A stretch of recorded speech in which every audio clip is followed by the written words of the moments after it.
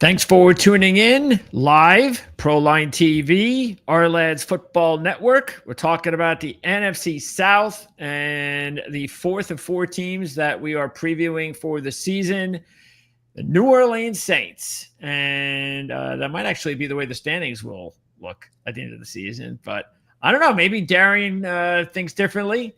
Darrion Gray is our special guest, and he's with Who Dat Dish at whodatdish.com. It's a fan-sided website covering the New Orleans Saints. Site expert Darrion Gray. Thanks for taking the time to join us here today, Darrion. No, I appreciate it, Greg. Thanks for having me. All right. So how long have you been following the Saints? Are you a fan? I've been following the Saints since I was a little kid. Like, this is my fan. This is now my profession, but I started off as a fan. And, you know, one of my first memories is literally watching the Saints. So how long I've been following them since I can remember. And most people say that as a cliche, but I mean that literally. When was that? What time period? So don't tell me it was when they had the bags on their head. Well, you know, I'm a little younger than that, so okay. I don't know anything about the bag era. To me, I failed that part of history. I don't know. Sean Payton? Yeah, no. My first memory would be, and it's very specific, is when Joe Horn caught that touchdown pass on Monday Night Football versus the Giants, and he took the cell phone out. That is probably one of my first, if not my first memory. Like, that is vivid to me because I remember calling my dad, who was he's in the military. He was in the military, so I called him and I said, "Oh man, did you see it?" Whatever, you know, you say at that age. But sure. That was huge, and I'm Saints fan. Is in my blood, so I just stayed with it. That means you're from the area. My dad is from Louisiana. I was born out there, but I was raised in Texas. Okay. So I say I'm from Louisiana. I used to say I was from Louisiana, but now I'm from Texas. So how did you become a Saints fan then? Because of your dad? Yeah. You know how that goes when you're young. You either adopt your family team, or you just are like a free agent. You just go pick something. But me, I just rolled with it. And I mean, half my family stays in Louisiana. We go to Louisiana every year. So it wasn't. I didn't really have a choice. And then once I did have a choice, I was so ingrained in it, I still didn't have a choice. Well, you had the opportunity to see a Super Bowl. So that was nice. And the Saints have a new regime. It's the Kellen Moore regime. Yes. And as I said, and as kind of alluded to, there's I think if there were predictions right now on which team would end up with the first pick, the Saints would be right up there. I'm not sure who would be next to them, to tell you the truth. Maybe the Browns. I don't know. I think the Titans should be up there too. Titans possibility, yes. I guess all depends on Cam Ward and how quickly he can develop this season. So bottom line is, though, the fans realize, right, that this is a complete rebuild, and this is the first step. I think they realize it. I don't know how accepting they are of it right now, but I think that this is going to be something that you end up seeing going throughout the year. We're not necessarily checking the wins and losses as much because this is a building process, and you're also trying to see if you have your quarterback of the future. Now, if you get a lot of wins, you have your quarterback of the future, but it's going to be a little bit more of reading into it. Does Spencer Rattler look good enough to keep that spot, not into 2026, but just throughout 2025? Because he still has Tyler Shuck breathing down his shoulder. Yeah. So does Shuck get into there? And then if he does get into there, does he perform well enough to keep the Saints away from drafting a 2026 quarterback? So I don't know if the Saints are going to be overly successful. I don't even know if wins and losses are going to be the thing I'm looking for the most, mostly because I don't think it's going to be a lot of wins. I'm looking at the quarterbacks and seeing how they perform. So I know, all right, when April rolls around, am I looking at guys like Sellers, guys like Nussmeier, guys like Klubnik, guys like Aller, right? These are conversations that we'll be having throughout the entirety of the season, so we know what to expect when April rolls around. Yeah, that's pretty much what that's it in a nutshell. It's if you can get like half the season with Rattler and or half the season with Shuck, and hopefully one of them develops, or what you'd really prefer, of course, is just one of them to take the bull by the horns and become that guy. But chances are that's not likely going to happen, but you never know.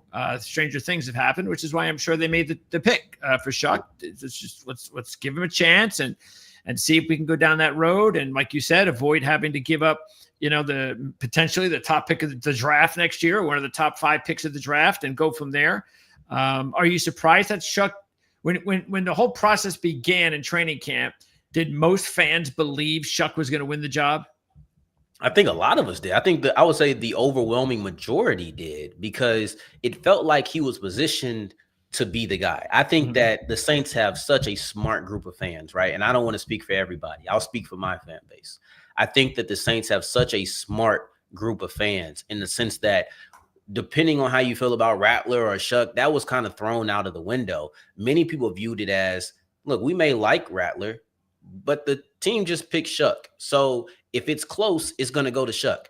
And it didn't turn out that way. It was a very close battle. I would say that through everything that was reported in training camp, in addition to the preseason, it seemed like Rattler was a little bit ahead, but I would have thought a little bit ahead would have resulted in Shuck still getting it because a lot of times when you have that young guy and you want to get him in there early, you want to get him into the game early, you want to play him early. There's a certain level of favoritism with being picked up by the current coaching staff Yeah, as that's right. opposed to the prior one. So Yep. you would have thought it would have been Shuck. The fact that they're rolling with Rattler tells me a lot. And I'm going to choose to look at it as a good thing about Rattler and not a negative thing about Shuck. But I'm excited. I didn't think that, me personally, I didn't ask on this far back, but I didn't think that they should have drafted a quarterback. I personally felt like if you weren't going to get a guy in the first round, then you should have just rolled with Rattler, seeing what he had throughout 2025, crash and burn, or fly high with him and go get somebody in 2026 if he didn't work out. That's how I approached it, but they obviously did something different. And then once they do something different, then there's a different talking point. Yeah, because I'm assuming again that's the reason why most fans thought it was going to be Shuck for that exact reason. Because, well, if Rattler won the job, then why did you draft Shuck? Yeah, so That's tough. Greg, like that's the part that I've actually warred with over the last week and a half. I really warred with the idea of trying to find the best quarterback for 2025, which, okay, you draft a quarterback, you have the one that's there, and they compete, versus just saying, we're just going to roll with him. And I think it was the decision that looks bad because of the results so far, right? If Shuck comes in for 10 games in his rookie season, I don't think we're having the same conversation. Yeah. But it's it's a decision that looks bad now. But I don't know. I go back and forth. If you ask me tomorrow, I'll say I understand. If you ask me the day after, I may not understand. So, well, like you said, I think it's early because if Shuck does come in within the next few weeks, then we're not really having that conversation. Then maybe they just wanted to give him a little bit more time. exactly. But that's still the guy they want to give the chance that the majority of the season snaps to. But just because Rattler's starting week 1 doesn't mean he's going to be starting week 2 or 3. So, yeah. And I treat Tyler Shuck like a second-round quarterback. I know that sounds crazy because he is a second-round quarterback, but I don't think that he gets treated that way. I think he gets treated as a guy who is a first-round pick. I know he was top 50, so he's close, but I still treat him like a second-rounder. And when I say that, what are the expectations for second-round quarterbacks? Right? Like if we're really being honest, you can say that there's a few who have succeeded, but run them down. Jalen Hurts, they had Carson Wentz. They did not plan on Jalen Hurts coming to take the reign. They wanted Carson Wentz to return from injury to his almost MVP form. You look at Dak Prescott, Tony Romo wasn't supposed to break his back. You look at Russell Wilson, it's not like Matt Flynn, who they just paid, was supposed to come in and get beat out by Russell Wilson. When you look at these quarterbacks who have succeeded, Kirk Cousins wasn't even the first quarterback drafted by Washington in his own draft class. Start going through these quarterbacks who were drafted in the second round or later. Brock Purdy was Mr. Irrelevant. Yeah. You start going through them, no one expected these guys to come in and be this super talented or even be a starting quarterback immediately. But because Tyler Shuck is in a different situation, I think that the expectations placed upon him have been different. But for me, I'm treating him just like all those other guys who I'm not banking on him to be ready right now. Matter of fact, I'm not banking on him to be ready ever. If it comes to 2026 and the Saints have to draft another quarterback, I'm not looking at the Tyler Shuck pick like, man, what a waste. No, I don't know how you made that decision. I'm not doing that. Yeah, and also we don't even know because this is even though the Saints have had I mean, how long has Jeff Ireland been there? Ireland's been there. I think he was there in the 2017 draft. I think that was his first draft. I think. Okay. Oh, no. I think he arrived right before the 2016 draft. Okay. Something like that. It's right in that range. 15 to 17 was his first year. Yeah. One of those. So it's one of those things that with Kellen Moore here, it is one of those things where, maybe he's a guy, and there are guys like this, coaches like this, that are like, hey, I'd like to draft a quarterback every year if I get the chance until we find our quarterback. And there's nothing wrong with that. So, but overall, the Saints, whether they have a good quarterback or not, it's also about the rest of the team. And I think that's what generally people are looking at when they're grading the Saints. So let's take a look at the Arled's depth chart for the Saints. We'll start on offense. And what about the Saints offense do you think fans should be the most excited about, the most comfortable with? Those two different questions. I have two different answers. Okay. Right? I think you should be most excited about Kendre Miller. I think that if Kendre Miller, yes, I think Kendre Miller has the opportunity to be such a dynamic weapon and to be a guy who is really a force multiplier. Wow. Because he's not going to be your number one running back. That's Alvin Kamara. But I also think that Kendre has the ability to open up Alvin to be even better. I think he has the ability to keep Alvin fresher, which is going to hopefully have more yards per carry. I think he opens up Alvin to be a more versatile wide receiver or a more versatile receiver, whether that's in the slot or out wide. I think he makes a more versatile Alvin, and a more versatile Alvin makes for a better Saints offense. He is a safety valve who you can get the ball in short yardage behind the line of scrimmage, get him in space. He still has great elusiveness. He's still a guy who forces a lot of missed tackles. And Kendre Miller has those qualities as well. So it's not as if you're going to be losing a quality running back. Yes, he might not be Alvin's standard yet, but I think that he's extremely talented. So that's what you should be excited about. It's just the fact that he has injury history that you can't be comfortable. When it comes to what you should feel the most comfortable about, I would say that that's a difficult one to answer because there's a lot of question marks. But if Eric McCoy doesn't have a season-long injury like he did, that's one of the best, if not the best player on this offense. I think Taliesin Fuanga is a really talented player going to his natural position of right tackle. Those are the guys that make me feel the most comfortable next to Alvin Kamara, obviously. That little trio, center, right tackle to running back, that is my triangle of comfort. Okay. And then the concern along the offensive line would be? It would be the guards. It would be the guards. I think that obviously Kelvin Banks is a rookie. Sure. So the natural apprehension that may come with playing. What have you heard and seen so far from him? Greatness, right? Like Teron Armstead just said that he thinks that Banks and Fuanga can be the next Ramczyk and Armstead, right? And that's high praise. Though that was one of, if not the best offensive tackle duo when they were together and healthy. So if Banks and Fuanga can be that, you're looking at a high ceiling. The problem is Trevor Penning on the inside is moving to his third position in 3 years. And though people say that it's been going well, and it went really well for Mekhi Becton in this same offense last year, you still got to see it happen. And he's got to get on the field because he's hurt right now. Right, he's hurt right now. And then Cesar Ruiz, I just don't think has been consistent. He hasn't lived up to the first round billing. I think that if you can get good play out of those guards, you're looking at a really good offensive line. But the question is, can you get good play out of those guards? At wideout, Olave has had, it seems like, If Olave gets good quarterback play, he should be fine. I mean, I don't know whether or not.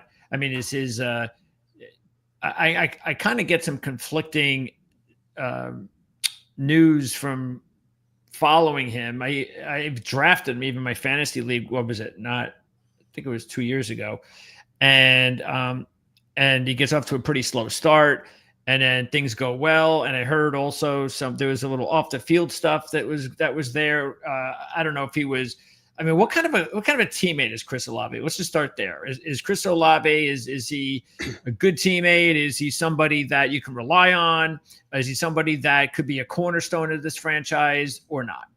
By all intents and purposes, yes. And I think I know what you're talking about. I think that was probably 2 years ago in the first year of the Derek Carr era. Yeah. Right?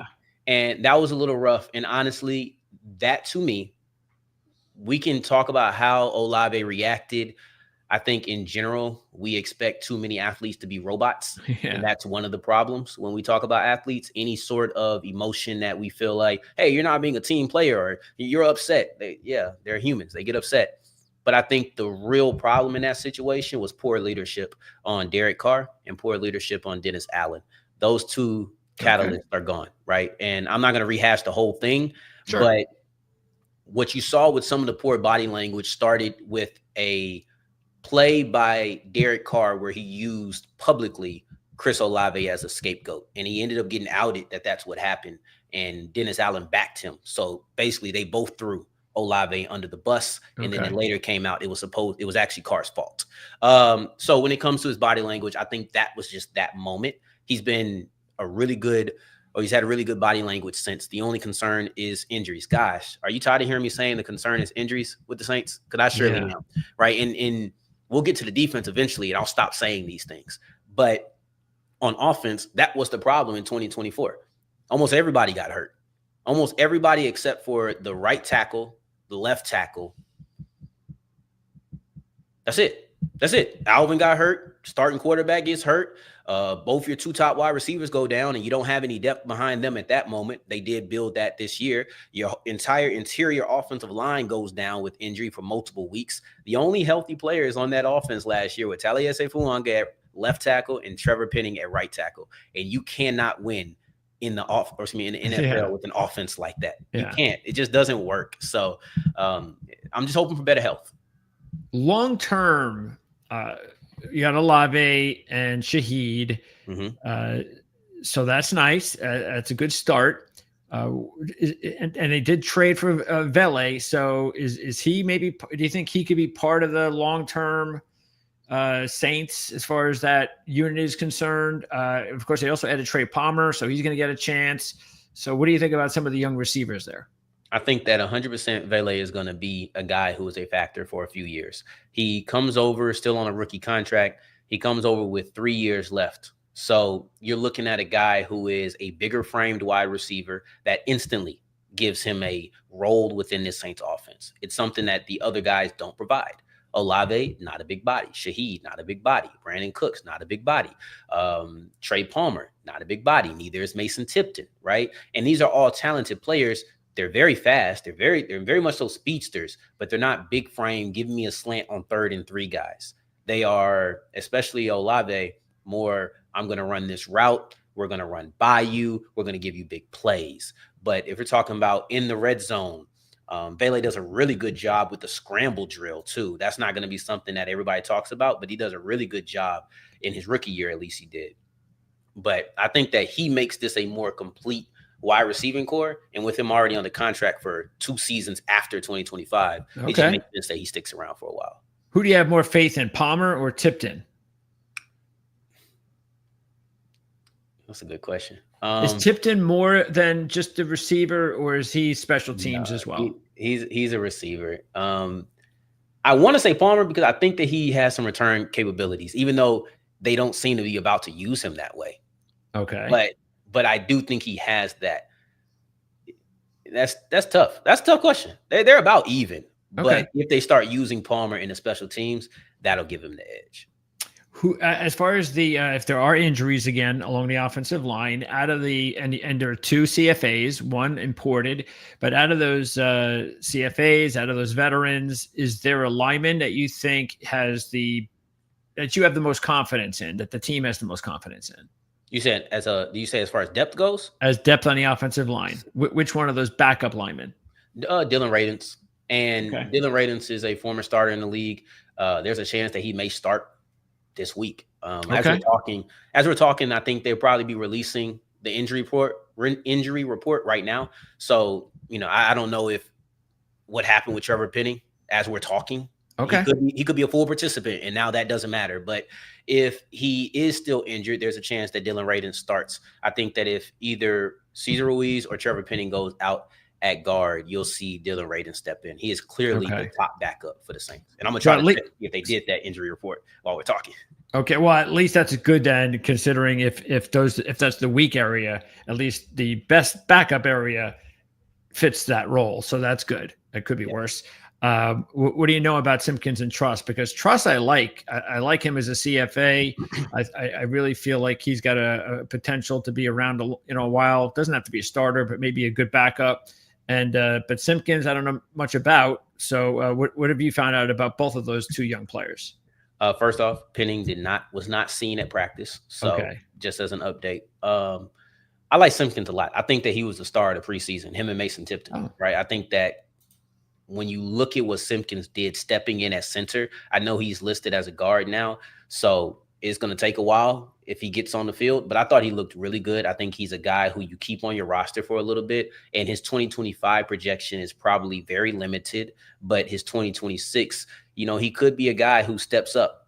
He could be a guy who, depending on how you feel, competes for a job in 2026. He could be a guy who steps into a backup role in 2026, but I'm very high on Simpkins. He came from North Carolina Central, where he played center for a long time. Then he went to South Carolina, where he played guard. And then he came to New Orleans, played guard, switched over to center, and now they're putting him back at guard. So that positional versatility is always going to be something that's valuable.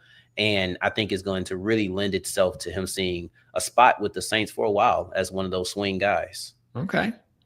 As far as the other rookies, Veo, big guy, only 2 tight ends. That's a little strange. And Devin Neal, I haven't heard a lot of positive things from Neal. I don't know if he got banged up or what.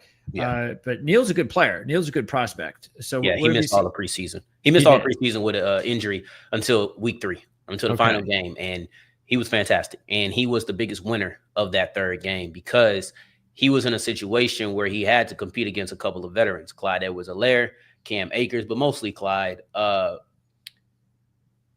when Neal stepped into the game, it looked different. It was clear who the Saints' third running back should be. Okay. He didn't have much time with pads because he got hurt early. He didn't have any preseason games until the final one. He only had one opportunity, and he did it, and he made the most of it. So I think that's the reason you haven't heard much about him, because he just wasn't out there. But when he did get out there, right before the last opportunity, he did what he needed to. Good for him. And anything out of Mataveo? That was the surprise. That may be the biggest surprise on the roster. And I don't mean that in a way to say that he was bad, but it's only 2 tight ends. Yes. And if there was only going to be 2 tight ends, didn't expect it to be Johnson and Mataveo. That means he's going to play a lot. Yeah, he will have to. I thought it'd be Johnson and Stoll, and then if it was 3 tight ends, I thought it'd been Jack Stoll. I thought it'd been Johnson, Stoll, and then Trayton Welch, who I thought was the most impressive young tight end in the receiving game in the preseason. So keeping Mataveo, it said a lot. That was a stunner. But yeah, he's going to see the field because there's only 2 of them, and I think the Saints are going to run a lot of 2 tight end sets. Velus Jones, when did he make the transition to running back, and has that been a success because he made the team? Yeah, it's going well. He's a really dynamic returner, and I think that's what you're going to see him used at the most. We'll see how, everybody isn't active on game day, right? So we'll see if a guy like Devin Neal ends up being inactive and you keep a guy on like Jones on the active roster, and then he ends up getting some snaps at running back. But for the most part, I expect him to be a return specialist. But he's looked good. He's explosive. He's fast. Yeah. He has more jets than I'd probably say anybody else at the position. So I'm excited to see what he can do if he touches the ball. I expect him to get a couple of touches during the game. Yeah, why not? Again, he's explosive. So the more touches you give explosive players, the better chance you have for explosive plays. Okay, taking a look at the defense. So Demario Davis just keeps chugging along. That's good to see. What else? Same question, I guess, with the defense. And what's exciting about the Saints defense? What's exciting is the addition of Brandon Staley at defensive coordinator, and I think it's going to unlock those edge rushers. Chase Young didn't have a lot of sacks, and because Chase Young's career to this point has been relatively disappointing, we're going to be honest about it, right? It's been relatively disappointing. You don't really get the benefit of the doubt. So when I tell you that he had a lot of pressures, you may still not care. However, I feel like it's responsible of me to say he did have a lot of pressures. So when it comes to 2025, I'm looking for him to turn more of those pressures into sacks. That is mandatory. There's only so many times that you can have, oh, I'm a high pressure guy, but I'm not a high sack guy. Yeah, you're impacting the game, but there's also a cap on your impact. I think that having Brandon Staley will allow both Young and Carl Granderson to A, have slimmed down over the offseason, and then B, just use their athleticism. They're going to be wider. I think it's going to help a lot of people on that front line, but specifically them getting to the quarterback using more speed as opposed to being asked to use power so often. So that's what you should be most excited about, because A, I think it has a chance to change, and B, it really needs to change if the Saints are going to have a successful defense. Give me a potential breakout player or two on defense. Kool-Aid McKinstry at cornerback is a breakout contender. He's going to step into a bigger role. I think that he started to bubble as a rookie. You saw him perform a lot better. I thought he played well against the Cowboys in the first time he really saw a lot of action, but he began to be more consistent. I thought he had a really good performance against Mike Evans towards the end of the season. So I think that going into year 2, Kool-Aid McKinstry is a guy who could take a step up.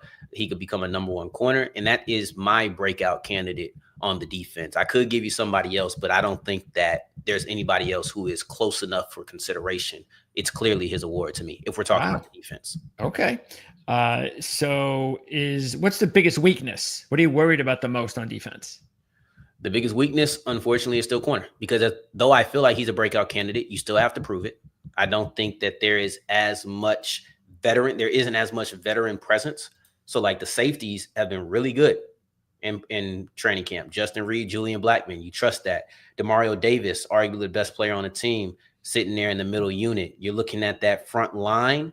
I think the addition of Godchaux is a big deal in that interior defensive line. And I've already talked about the edge guys. So as you go through them, they all have older players. They all have guys like Brian Brzee, who's already taken that step forward with 7.5 sacks in 2024. Meanwhile, you have the cornerbacks who Kool-Aid is trying to step into a bigger role. On that second cornerback spot, if we're talking about what you're going to see most frequently, not in base 3-4 where Alontae Taylor's on the outside, but in nickel defense where Alontae is on the slot, you're probably going to see Isaac Yiadom.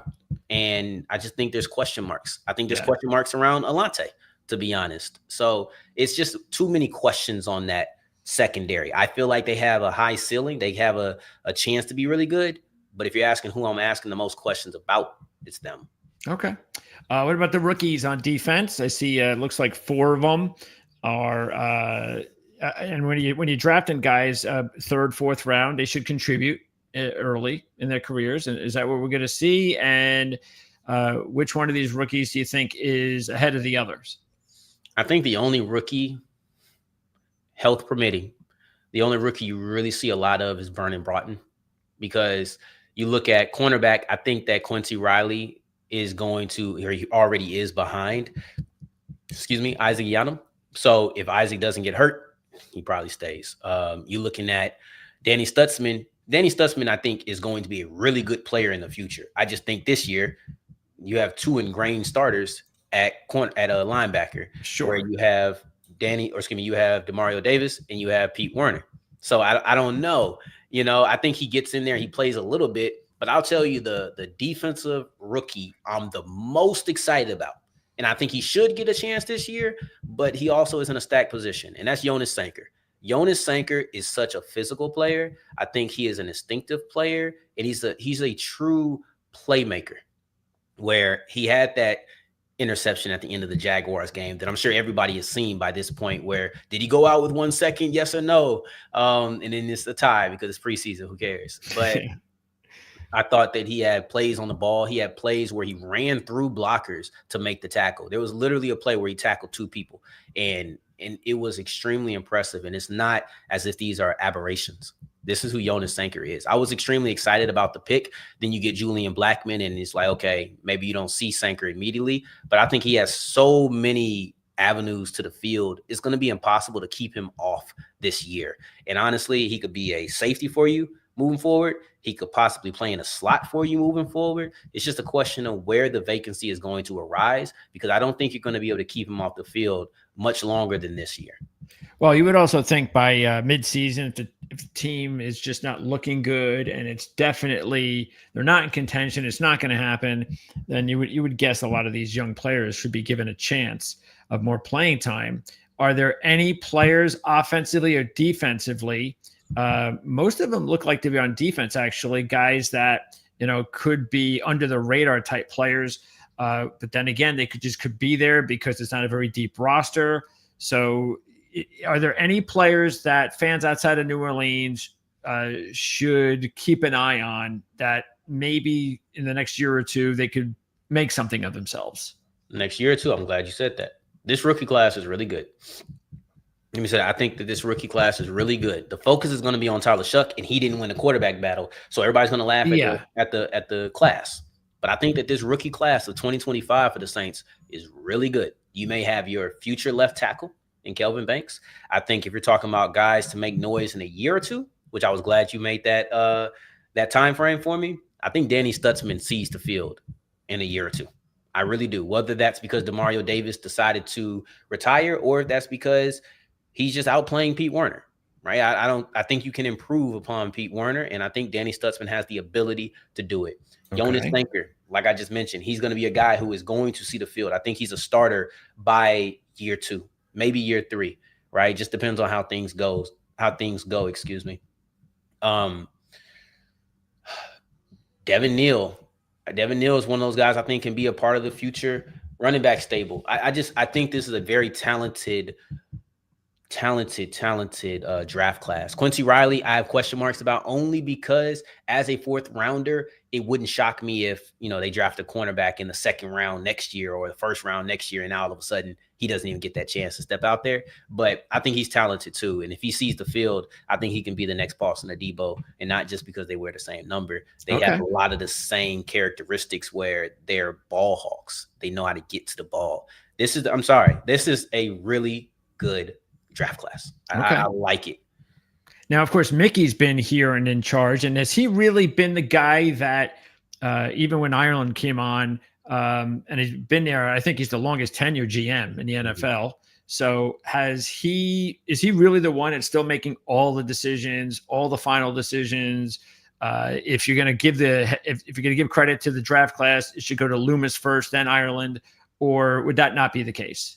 I don't think so. I don't think Ireland is the one that gets most of the. Okay. I probably would have given it to Sean, to be clear. Sean Payton. I would have given it to him when he was here. Okay. I think that we'll see how things go moving forward. I think that obviously Loomis is the guy who, if anyone has veto power, someone's going to step up. Sure. Loomis can do those things, and you've heard whispers that he's done it. But no, I don't think that. It's funny because you hear the whispers. It tends to be that they didn't want to do this. He did. He got his way, and it didn't work out. That's why I'm laughing. But no, I think that Ireland is the guy overall. And out of these players, Boyd, Stalbert, Ford, Wright, Howden, Amadi, any of them have a future? Boyd, I like a lot. I think Boyd is a nose tackle. Ain't nobody going to talk about a nose tackle. Unfortunately, that's just how it goes. But I think Christian Boyd is a really good player. He has a high potential. He's going to be a part of that rotation. I can't remember everybody that you said.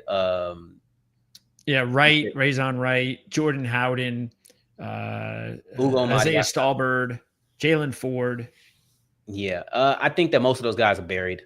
Okay. In the roster, unfortunately, I think that you can see some special teams out of them, but I think that Boyd is going to be right after Devon Gottschall in the rotation on the interior defensive line. And if Alontae Taylor misses time, Ugo Amadi is the most likely guy to fill in at slot. But guys like Razon Wright, you need too many people to go down. Stalbert, Ford, you need about 2 linebackers to go down before you see one of them. And I think that's and Howden, you're going to need 2 safeties to go down before you see him. Most likely. I think Sanker's probably going to step into that role before Howden does. So it's too many guys in front of them. But Christian Boyd, Ugo Amadi, I think those are 2 guys who you could see them in 2025. Okay. Anybody who's on injured reserve, any key players that the team really needs to get back? Taysom, Taysom Hill. You need that guy. I don't know when he gets back. If he gets back, those injuries are tricky. People recover faster from ACLs nowadays than they used to, but you never want to bank on it. Foster Morrow, he's at tight end. You need tight ends. Taysom, Foster. Those are your tight ends. Yeah. You only have 2 right now, and you need more bodies at the position. It doesn't seem like they're interested in getting them. So maybe that means that Foster's coming back sooner than we think. Okay. But those are the IR guys that you need, or I think they're actually on the PUP, but still, those are the guys you need back. And how about the practice squad? Any of these players? I know you picked up Tommy Millott. I like Diggs coming out of Syracuse. Maybe he didn't make enough of an impression and can't. But I still think, he's somebody that has got good tools. Any of these players in the practice squad that you think still could have a future with the team? Jack Stoll. I'm still shocked that he's not on the roster. He's a blocking tight end, and the Saints plan to run the football. That really surprises me. I don't know why he's on the practice squad, not on the active roster. Like I said, if it was 2 guys, I would have kept him instead of Mataveo. But is he one? So he's a vested veteran. Yeah. So he'll probably, maybe that's why. You probably see him on game days. I think he will. And then Diggs. I like Diggs a lot. I think that he was in a tight competition with Chris Rumpf, and Rumpf ended up beating him out for that last spot in the room. Okay. But I think that Diggs showed a lot. I think he still needs to work a little bit. He still needs to refine some things. He's a 7th round pick. See him in 2026 in training camp. And we might be having a different conversation after a year of refinement on the NFL level. Saints are a 6.5-point dog opening game at home against Arizona. What do you think about the game itself? Tough opponent. Arizona is a perennial. People are talking about them as a potential playoff team. So, what do you think about the matchup? And what should the fans be looking forward to on opening day? Because the Saints, I'm pretty sure when I was doing my research, I could have sworn the Saints have got a nice little run going, don't they? As far as opening day wins. Yeah. We've been running them for about a half decade. 6 straight. There you go. Half a decade, 6 straight openers. Mm-hmm. So they've won. The only time they were a dog during that stretch, because they were favored in 5 of them, they beat the Packers 38-3 as a dog. I remember that. No one believed in the Saints that week. It feels similar here. When it comes to Arizona, what Kyler Murray are we getting? I think that Kyler Murray throughout his career has been a tale of 2 halves. Yeah. And it used to be, I think that he started slow and then got hot. No, I think he used to start hot and then get slow. And I think last year he started slow and got high. It's one of them where it's just he doesn't know which way he wants to start, but he's going to play one half of the year one way, one half the other way. So what Kyler Murray are we getting? That changes a lot. If we get the slow Kyler Murray, all right, different conversation. We get the good Kyler Murray, it might be an easy win for the Cardinals. But all in all, I think that this team is going to test some of the biggest improvements for the Saints, which are all in that defensive trenches, where you're looking at James Conner. We just bolstered the run defense. Now you're going to get a guy who's explosive. You're going to get a guy who's going to get the ball a lot. They're going to run the football. We're talking about Chase Young and his ability to finish. Well, Kyler Murray is going to test your ability to finish. True. We're talking about left tackle.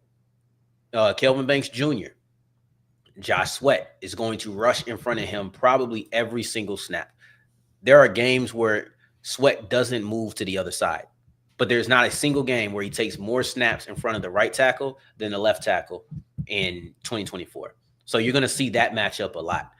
These are some of the biggest improvements. All right. How are you going to show up? Because these are teams that are going to test where you felt like you bolstered your squad the most. So that's what I'm most interested to see. And I think that's what you should be looking out for. And as a part of the broadcast copy, you can always see the trenches. It's not like cornerbacks where you have to wait till the ball's thrown their way. I hate that. People be sitting here talking about cornerback this, cornerback that. You didn't even see them for like 85% of the game, So, but in the trenches, you can watch those guys. You can watch those guys every time. You don't have to be like, oh, man, what did Kool-Aid do against Marvin Harrison Jr.? You don't have to do that. Oh, man, Olave was open. They just didn't throw it to him.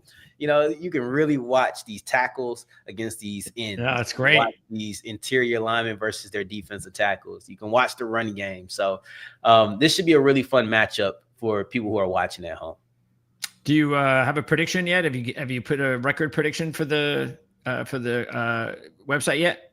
Got 5-12. 5-12. 5-12. I think that there's a handful of games that they could win. I'm not saying they win all of those games. I know I say handful and then 5, but I think there's probably like 3 to 4 games outside of conference play. I mean, outside of divisional play that they could win. And I think they'll get some of them. I think they'll drop some of them. You know, like they haven't earned the benefit of the doubt to say, oh, well, they're playing another bad team. Of course they're going to win. No, they might lose one of those. Yeah, that's true. Win one of those. So yeah. I'm going to go with splitting in the division. I think it's going 3-3 amongst NFC South teams. And I think that you'll win 2. Give room for an extra one. But I think you're going to win about 2 games outside of the conference. It's just I'm not super high on the Saints right now, but I think it'll be a fun season, even if it's not a successful one. Well, hopefully, again, as we said, they're very open. The quarterback situation can make things interesting and keep the fan base, excited about maybe the future, whether they use that top pick next year on a quarterback or not. The Saints win total, by the way, is 4.5 minus 135, 5.5 plus 145. So you're right there in the middle at 5-12. So according to Darrion, he would recommend that you go with the 4.5 and don't go crazy with the 5.5. So anyway, Darrion, I really appreciate you taking the time out to talk to us. And I'm sure there's a lot to talk about with the Saints in the next couple of years. It looks like they might have the right coaching staff in there, and it's just a matter of time and building these guys up. So I look forward to, calling on you whenever you're available. And maybe we can talk about the Saints during the season as well. I look forward to it. Let's do it. Thanks, Darrion. Appreciate it. Thanks for tuning in. Don't forget to check us out in just a few minutes when we talk about the Cincinnati Bengals with John Sheeran. So again, thanks to Darrion Gray for joining us. We got links in the description where you can follow Darrion either on social media or go directly to the whodatdish.com website. And we'll see everybody again here real